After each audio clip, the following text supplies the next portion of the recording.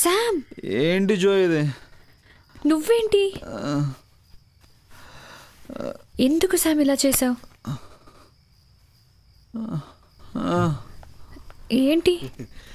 Happy birthday, happy birthday to you జో.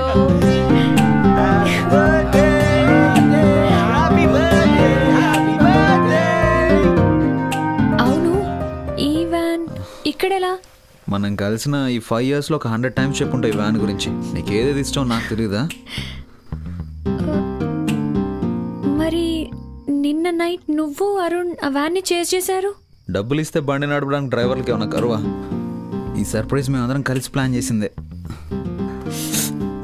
ఇంతగా భయపెట్టాలా? Happy birthday చెప్పి keys ఇస్తే సరిపోయేది కదా. నీకెప్పుడు లైఫ్ బోరే కదా, థ్రిల్ ఉండాలని ఇలా చేశా. బర్త్డేకి ఇంత పెద్ద సర్ప్రైజా?